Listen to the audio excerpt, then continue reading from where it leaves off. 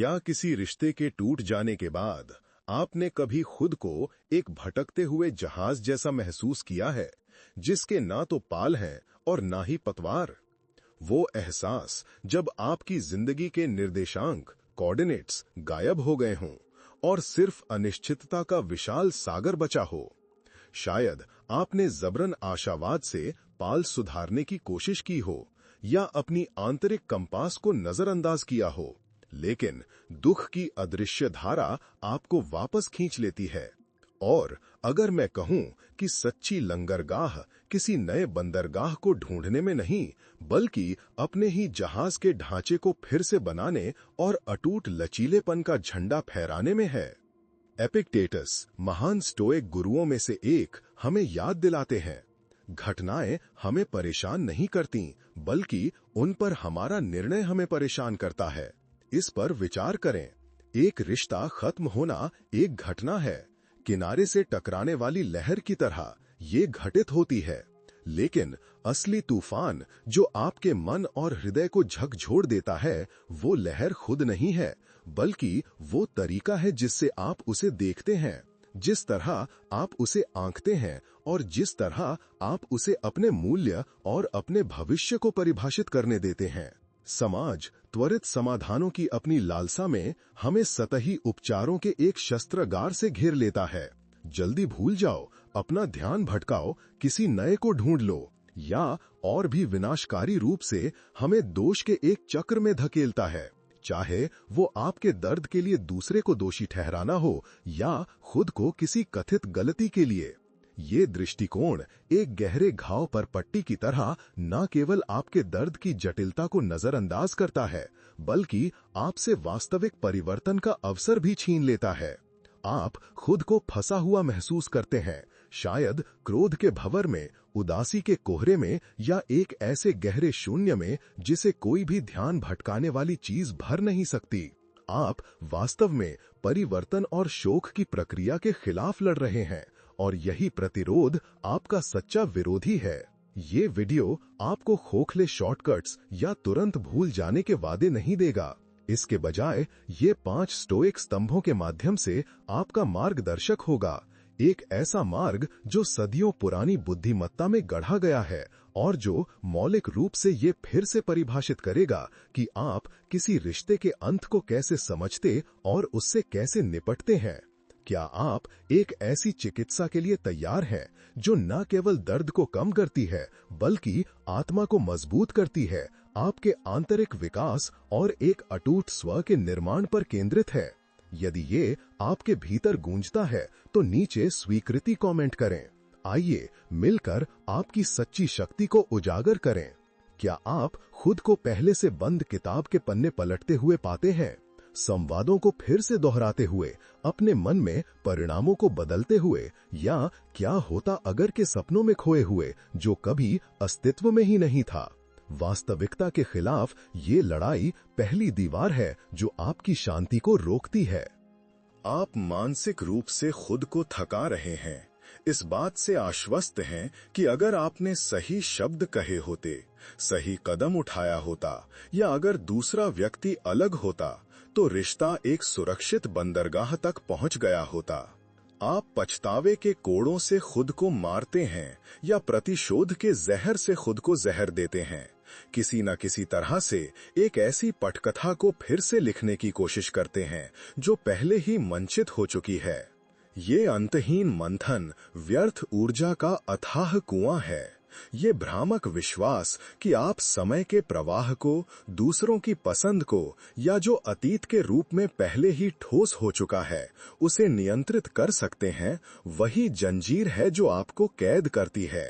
यह आपको दर्द और एक ऐसे कल के मृग तृष्णा में बांधे रखती है जो अब मौजूद नहीं है। जीवन के शतरंज पर पहले ही चली जा चुकी एक चाल, एक अंतिम सत्य के रूप में अंत को स्वीकार करने से आपका इनकार, आपके लंबे समय तक चलने वाले दुख की सबसे गहरी जड़ है। सम्राट दार्शनिक मार्कस ऑरेलियस ने अपनी मेडिटेशंस में हमें एक कालातीत सत्य सौंपा है। आपके जीवन की खुशी आपके विचारों की गुणवत्ता पर निर्भर करती है। उन्होंने जिन्होंने एक विशाल साम्राज्य पर शासन किया और अनगिनत कठिनाइयों का सामना किया, वे जानते थे कि सबसे महत्वपूर्ण युद्ध भूमि मन था। स्टोइकवाद हमें एक क्रूर स्पष्टता की ओर बुलाता है। अपनी ऊर्जा को केवल उसी पर केंद्रित करें जो हमारे सीधे नियंत्रण में है। हमारे निर्णय, हमारी पसंद, हमारे गुण, रिश्ते का अंत, दूसरे व्यक्ति के निर्णय, जो घटनाएं बीत चुकी हैं, ये सब आपके नियंत्रण के दायरे से बाहर हैं। इस वास्तविकता से लड़ना ब्रह्मांड की बुनावट से लड़ना है। यह एक ऐसी लड़ाई है जो शुरू होने से पहले ही हार चुकी है। आज इन बंधनों को खोलना शुरू करने के लिए इन कदमों का पालन करें। पहला, अपने विचारों के एक चतुर पर्यवेक्षक बने। जब क्या होता अगर या मुझे ऐसा करना चाहिए था कि आवाज आपके मन में फुसफुसाए तो रुकें। उसे पहचानें, लेकिन उसे अपने मन में बिठाएं नहीं। खुद से दृढ़ता से कहें, यह अनियंत्रित के दायरे से संबंधित है। दूसरा, एक दृश्य अभ्यास के साथ स्टोइक भेद का अभ्यास करें। एक वृत्त की कल्पना करें। उसके भीतर अपनी प्रतिक्रियाओं, अपनी व्याख्याओं, अपनी क्रियाओं को रखें। बाहर रिश्ते का अंत, दूसरे की इच्छा, अतीत। गहरी सांस लें और सचेत रूप से अपना ध्यान वृत्त के भीतर की ओर निर्देशित करें। तीसरा, एक डायरी को अपने मौन विश्वास पात्र के रूप में उपयोग करें। नियंत्रण के हर भ्रामक विचार को दर्ज करें और उसके बगल में एक वाक्य लिखें। यह हो चुका है, मैं इसे स्वीकार करता हूँ। वास्तविकता को वैसे स्वीकार करने पर ध्यान केंद्रित करें जैसे वो प्रकट होती है, न कि वैसे जैसे आपने उसे गढ़ा था। यह एक निष्क्रिय समर्पण नहीं है, बल्कि अपनी बहुमूल्य ऊर्जा को उस दिशा में मोड़ने की बुद्धिमत्ता है जहां वो वास्तव में भविष्य को गढ़ सकती है, आपके भीतर। जब आप इस मौलिक स्वीकार को आत्मसात कर लेंगे, तो अतीत को फिर से लिखने या अनियंत्रित को नियंत्रित करने का बोझ सूरज की किरणों में कोहरे की तरह छट जाएगा। आप मानसिक और भावनात्मक ऊर्जा का एक विशाल भंडार मुक्त करेंगे, जिससे सच्ची चिकित्सा के पनपने और एक नई सुबह के उदय के लिए एक पवित्र स्थान खुलेगा। आप परिस्थितियों के अप्रत्याशित ज्वार के बंधक नहीं रहेंगे, बल्कि अपनी आंतरिक शांति के मुख्य इंजीनियर होंगे, जो किसी भी उग्र समुद्र से अटूट रहेंगे।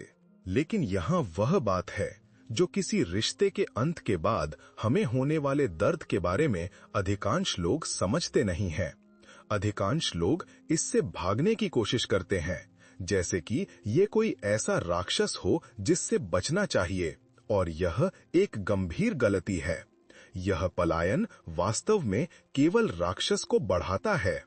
यह हमें कुछ और भी शक्तिशाली चीज की ओर ले जाता है, सच्ची आंतरिक शक्ति के लिए एक अनिवार्य कदम। क्या आपको यह मानने के लिए वातानुकूलित किया गया है कि दर्द महसूस करना कमजोरी की निशानी है, कि आंसू पीना या भावहीनता बनाए रखना ही शक्ति का सार है? यह भावनात्मक कारावास के लिए एक सुनिश्चित नुस्खा है। आप अपनी भावनाओं से बचने की मैराथन में लगे हुए हैं। शायद खुद को लगातार ध्यान भटकाने वाली चीजों में डुबो रहे हैं, थकान तक काम में डूब रहे हैं, या और भी जोखिम भरे तरीके से एक जल्दबाजी वाली पट्टी के रूप में एक नया रिश्ता ढूंढ रहे हैं।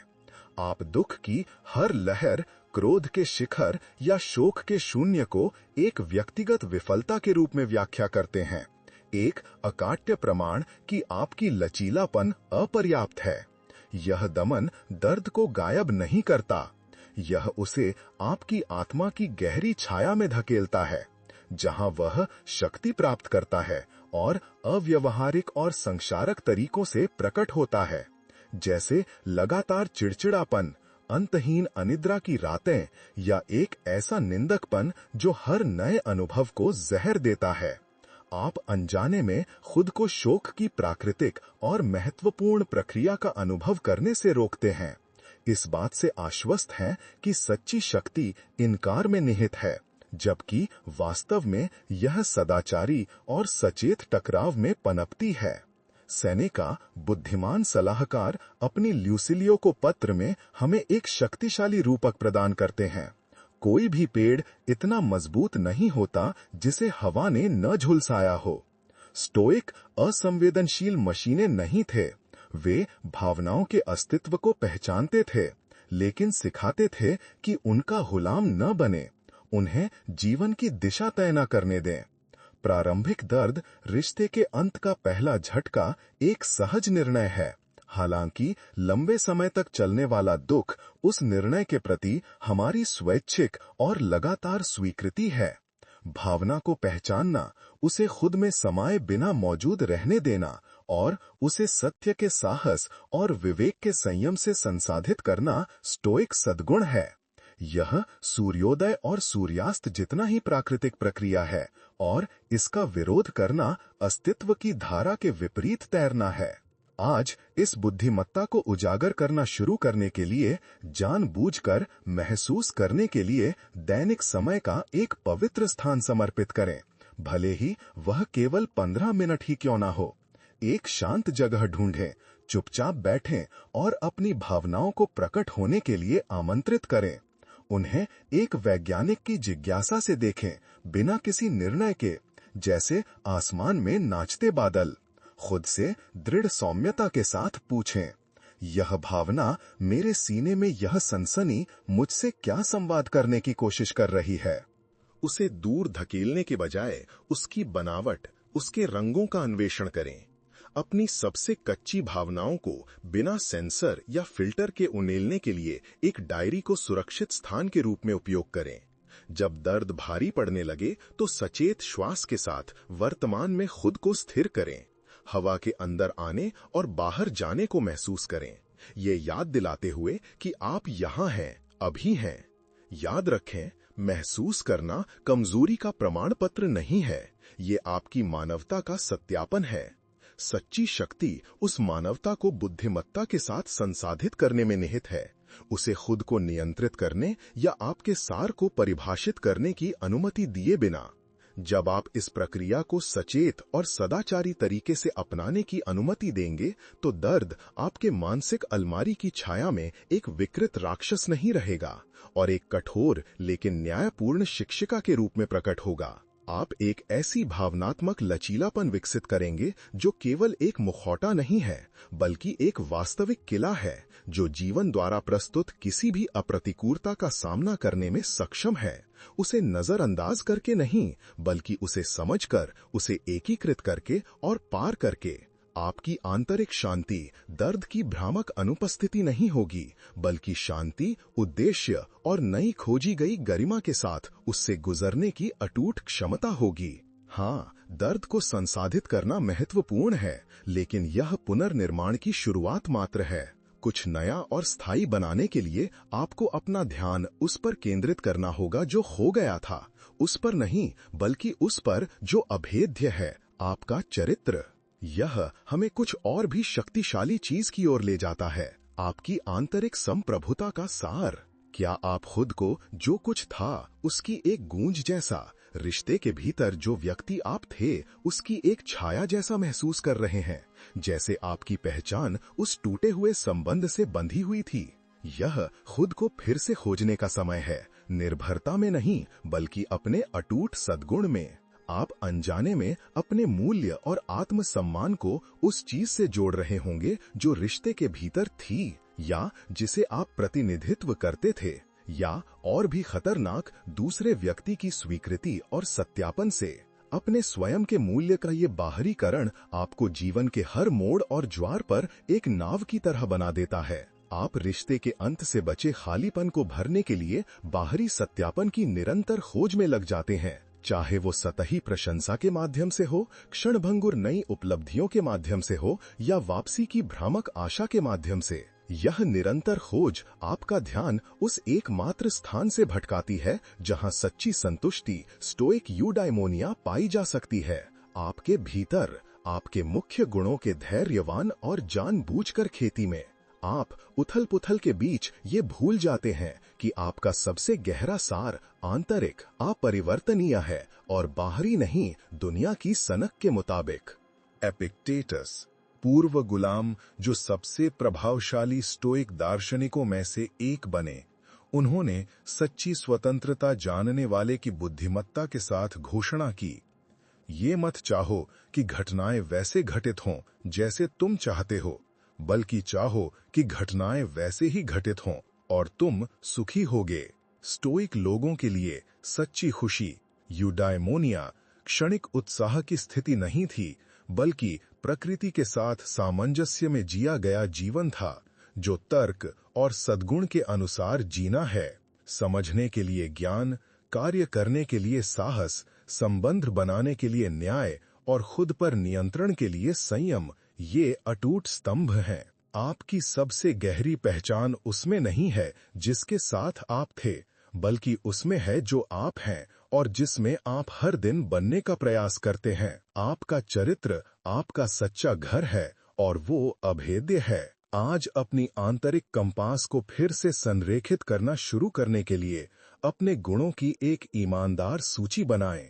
ज्ञान, साहस, न्याय और संयम के किन क्षेत्रों में आप सबसे गहरी खेती करने की इच्छा महसूस करते हैं? प्रत्येक के लिए ठोस, छोटे और दैनिक कार्य परिभाषित करें।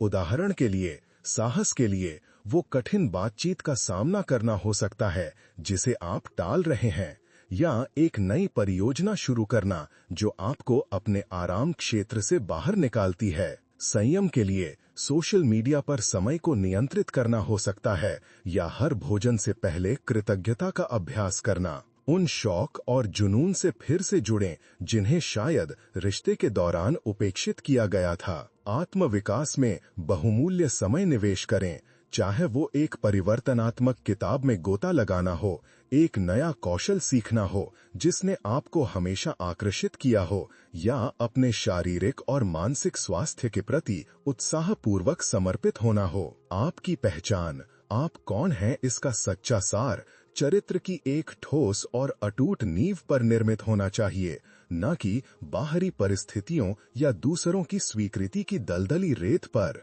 जब आप इरादे और अनुशासन के साथ अपने गुणों के आंतरिक दायरे पर अपना ध्यान केंद्रित करेंगे, तो आप एक अटूट शक्ति, आत्मनिर्भरता का एक प्रकाश स्तंभ बन जाएंगे। आपका आत्मसम्मान अब बाहरी कारकों की दया पर एक कठपुतली नहीं रहेगा, बल्कि आपकी अपनी अखंडता और खुद का सबसे अच्छा संस्करण प्रकट करने के आपके निरंतर प्रयास से तराशा गया एक चट्टान होगा। आप रिश्ते के अंत से ऐसे नहीं निकलेंगे जैसे आपने कुछ खो दिया हो, बल्कि ऐसे निकलेंगे जैसे आपने खुद को वास्तव में पा लिया हो, पहले से अधिक मजबूत, अधिक बुद्धिमान और अधिक प्रामाणिक। यदि आप बाहरी सत्यापन के बंधनों से मुक्त होने और अपनी आंतरिक शक्ति का निर्माण करने के लिए तैयार हैं, तो नीचे सद्गुण कमेंट करें। अपने गुणों की नींव में खुद को फिर से खोजना पाघात है, पर एक और भी गहरा कदम है, एक साहसी डुबकी जो उन सभी बातों को चुनौती देती है जो आप आगे बढ़ने के बारे में सोचते हैं। अगला सिद्धांत आपको जो हुआ उसे न केवल स्वीकृति के साथ, बल्कि एक कटर प्रेम के साथ अपनाने को आमंत्रित करेगा। क्या आप इस विचार से चिपके हुए हैं कि रिश्ते का अंत एक विनाशकारी गलती, एक शर्मनाक विफलता था, कुछ ऐसा जो कभी नहीं होना चाहिए था? और क्या ये विकृत दृष्टिकोण वास्तव में आपको उस सबसे बड़े छिपे हुए उपहार को देखने से रोक रहा हो जिसे जीवन ने अपनी अथक बुद्धिमत्ता में आपको प्रदान किया है? आप लगातार रिश्ते के अंत को अपनी जीवनी पर एक अमिट धब्बे के रूप में, एक अपमानजनक व्यक्तिगत झटके के रूप में, शायद यहाँ तक कि एक क्रूर फैसले के रूप में कि आप प्यार या खुशी के लिए पर्याप्त अच्छे नहीं हैं। विफलता की यह आत्मविनाशकारी कथा न केवल आपको सबसे मूल्यवान सबक निकालने से रोकती है, बल्कि आपको दर्द के एक दुष्चक्र में भी कैद करती है। आप कड़वाहट को एक ढाल की तरह, प्रतिशोध को एक स्थायी साथी की तरह, या आत्मदया को एक गर्म कंबल की तरह पकड़े रहते हैं, यह बेसब्री से चाहते हुए कि चीजें एक अलग मोड़ लेती, कि अतीत को फिर से लिखा जा सकता। जो है उसके प्रति यह जिद्दी प्रतिरोध न केवल आपकी पीड़ा को बढ़ाता है, बल्कि आपको घातीय वृद्धि और गहरी आत्म खोज के अवसरों के प्रति अंधा भी कर देता है। ये केवल कठिन अनुभवों की उपजाऊ मिट्टी में ही पनपते हैं। आप उस आवश्यक भूमिका को पहचानने और स्वीकार करने से इनकार करते हैं जो यह अनुभव, चाहे कितना भी दर्दनाक क्यों न हो, आपकी विकासवादी यात्रा में निभाता है। फ्रेडरिक नीत्शे, वो दार्शनिक जिन्होंने स्टोइक स्रोत से बहुत कुछ ग्रहण किया था, ने अमोर फाती अभिव्यक्ति गढ़ी, नियति से प्रेम करो। लेकिन उनसे पहले मार्कस ऑरेलियस ने अपनी मेडिटेशंस में पहले ही इस सत्य को दोहराया था, जो रास्ते को अवरुद्ध करता है वही रास्ता बन जाता है। स्टोइक मन के लिए प्रत्येक घटना, प्रत्येक झटका, प्रत्येक चुनौती एक ठोकर नहीं है, बल्कि सद्गुण के अभ्यास और आत्मा के विकास के लिए एक छिपा हुआ अवसर है। आपके रिश्ते का अंत गलती या विफलता होने से कहीं दूर एक तटस्थ घटना है। यह एक खाली कैनवस है जिसे आपके पास अपनी सबसे गहरी विकास के लिए एक उत्प्रेरक में बदलने की शक्ति है। इसे पूरी तरह से स्वीकार करते हुए, बोझ के रूप में नहीं, बल्कि आपकी अनन्य कहानी का एक अभिन्न और अपरिहार्य हिस्सा मानते हुए। यह केवल स्वीकार करना नहीं है, यह प्रेम करना है।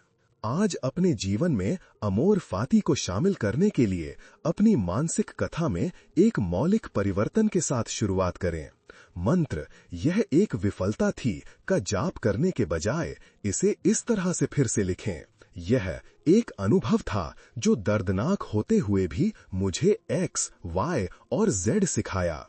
उस रिश्ते से और महत्वपूर्ण रूप से उसके अंत से आपने जो ठोस सबक, क्रूर सत्य और नए दृष्टिकोण निकाले हैं, उन्हें पहचानने में खुद को समर्पित करें।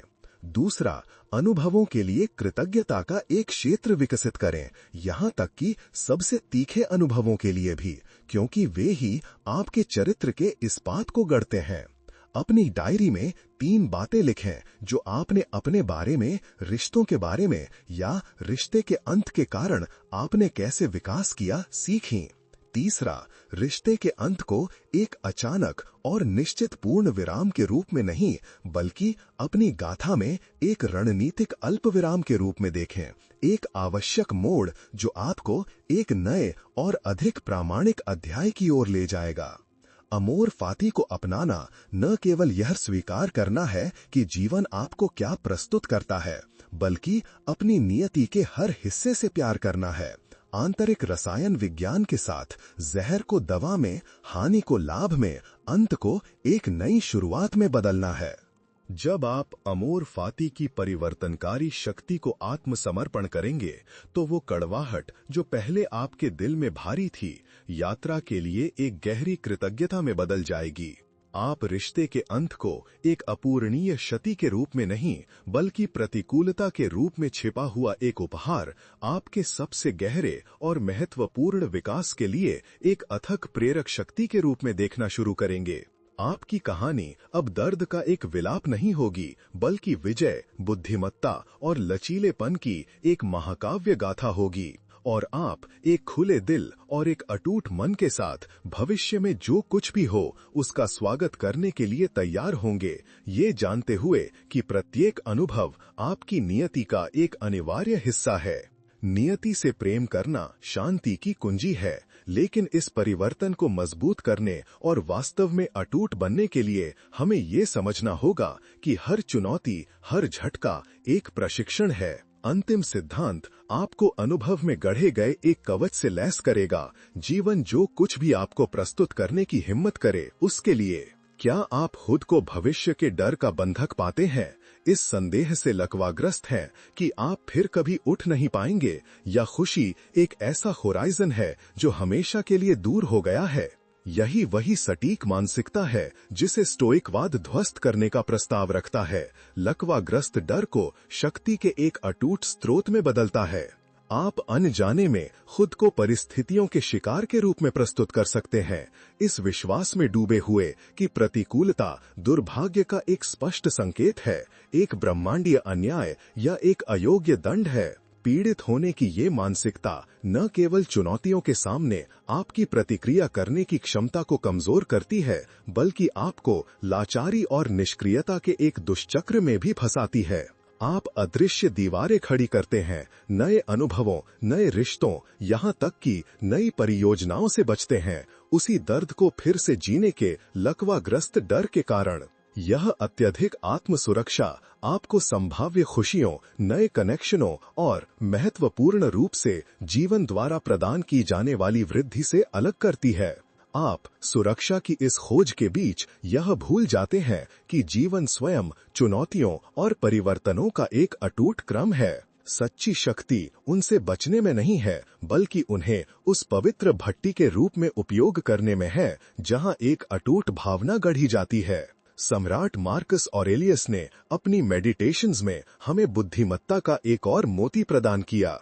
विपत्ति वो भट्टी है जहां चरित्र गढ़ा जाता है। स्टोइक मानवीय स्वभाव की अपनी गहरी समझ में चुनौतियों को अगम्य बाधाओं के रूप में नहीं देखते थे, बल्कि प्रशिक्षण के अवसरों के रूप में देखते थे, मन और आत्मा के लिए कठोर अभ्यासों के रूप में देखते थे। प्रत्येक कठिनाई, चाहे वो कितनी भी तीखी क्यों ना हो, एक परीक्षण का मैदान है जहां आप अपने गुणों का परीक्षण, सुदृढ़ीकरण और परिष्कार कर सकते हैं। समझने के लिए ज्ञान, सामना करने के लिए साहस, संतुलन बनाए रखने के लिए संयम और सही से कार्य करने के लिए न्याय। एक रिश्ता खत्म होना, चाहे वो कितना भी दर्दनाक क्यों न लगे, एक आंतरिक युद्ध भूमि है जहां आप खुद को अपनी सहज लचीलेपन की क्षमता साबित करने का अवसर मिलता है।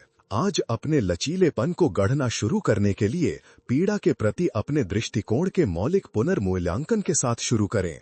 आत्मदया के स्वर में ये पूछने के बजाय मेरे साथ ऐसा क्यों हुआ, प्रश्न को बदल दें। मैं इससे क्या सीख सकता हूं? यह अनुभव मुझे अपने बारे में और जीवन के बारे में क्या सिखा रहा है? दूसरा, अपने जीवन में एक ऐसा क्षेत्र पहचानें जहां आप जानबूझकर, सचेत और इरादतन खुद को चुनौती दे सकते हैं।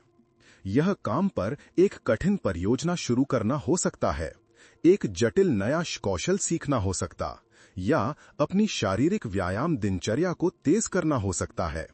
ये नियंत्रित चुनौतियां उन वजनों की तरह हैं जिन्हें आप अपनी आंतरिक किलेबंदी बनाने, असुविधा का सामना करने की अपनी क्षमता को विकसित करने के लिए उठाते हैं। तीसरा, नकारात्मक कल्पना का अभ्यास करें, एक शक्तिशाली स्टोइक अभ्यास।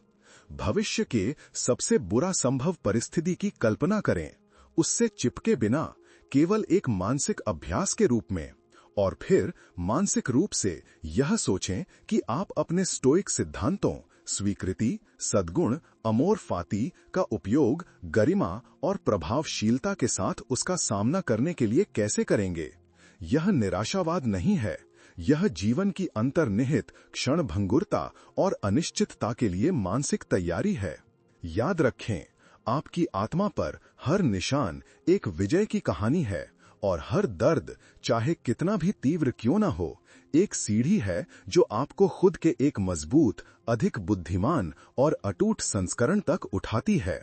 जब आप प्रतिकूलता को एक ऐसे शत्रु के रूप में नहीं अपनाएंगे जिससे बचना चाहिए, बल्कि एक ऐसे गुरु के रूप में जिसका सम्मान किया जाना चाहिए, तो भविष्य का लकवाग्रस्त डर सूर्य में बर्फ की तरह पिघल जाएगा। आप अटूट लचीलेपन वाले व्यक्ति के रूप में उभरेंगे, जो किसी भी वातावरण में पनपने में सक्षम होंगे। हर चुनौती को एक बाधा के रूप में नहीं, बल्कि अपनी आंतरिक शक्ति की गहराई हो खुद को साबित करने के अवसर के रूप में देखेंगे। आप न केवल इस रिश्ते के अंत से उभरेंगे, बल्कि एक अटूट शांति और एक अदम्य साहस के साथ जीवन जो भी तूफान आपके सामने लाए, उसका सामना करेंगे। वास्तव में आप अपनी नियति के सर्वोच्च स्वामी बन जाएंगे। हम एक ऐसे यात्रा के मोड़ बिंदु पर आ गए हैं जिसने, मुझे पूरी उम्मीद है, आपकी सच्ची चिकित्सा का भोर चिन्हित किया है। हमने मिलकर 5 स्टोइक स्तंभों को पार किया है जो शोक को शक्ति में बदलते हैं। हमने सीखा है कि जो आपके नियंत्रण में नहीं है उसे स्वीकार करें, अपने दर्द को सद्गुण के साथ पहचानें और संसाधित करें, अपने गुणों के आंतरिक दायरे पर फिर से ध्यान केंद्रित करें, रिश्ते के अंत के साथ अमोर फाती का प्रयास करें और अंत में प्रतिकूलता के माध्यम से लचीलेपन का निर्माण करें। उस व्यक्ति के बारे में सोचें जो आप इस वीडियो की शुरुआत में थे। आप अब वह आत्मा नहीं है जो अतीत से बेतहाशा चिपकी रहती है, जो अपनी गहरी भावनाओं को दबाती है या जो बाहरी सत्यापन की थकाऊ खोज करती है। वो जंजीर जो आपको पीड़ा से बांधे हुए थी, टूट गई है। आप अब दर्द के बंधक नहीं हैं, बल्कि उसके चौकस पर्यवेक्षक, उसके रस रसायनक और उसके परिवर्तक हैं। वो व्यक्ति जो आप बन रहे हैं, अपने उद्देश्य में अटूट है, अपने स्वरूप में प्रामाणिक है और अपनी स्वयं की और अटूट आंतरिक शक्ति से गहराई से जुड़ा हुआ है। वह मौत से नहीं डरता, बल्कि उसे जीवन के नृत्य के आंतरिक हिस्से के रूप में अपनाता है। वह दर्द से नहीं भागता, बल्कि उसे अपने विकास और प्रगति के लिए एक शक्तिशाली ईंधन के रूप में स्वीकार करता है। यही मेरे दोस्त सच्ची स्वतंत्रता है, यही सच्ची चिकित्सा है।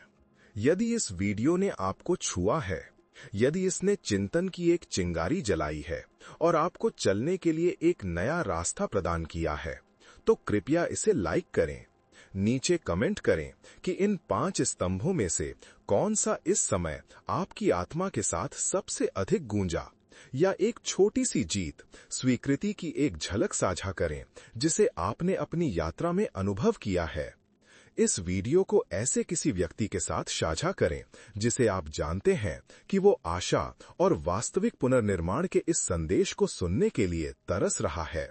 और अपनी स्टोइक परिवर्तन की यात्रा जारी रखने के लिए, एक मजबूत भावना को गढ़ने के लिए चैनल को सब्सक्राइब करें और घंटी आइकन दबाएं। साथ मिलकर हम एक अटूट उद्देश्य, गहरी शांति और ऐसी लचीलापन वाली जिंदगी का निर्माण करेंगे। याद रखें, शांति तूफानों की अनुपस्थिति नहीं है, बल्कि उनके बीच की शांति है। अपनी आत्मा को गढ़ें।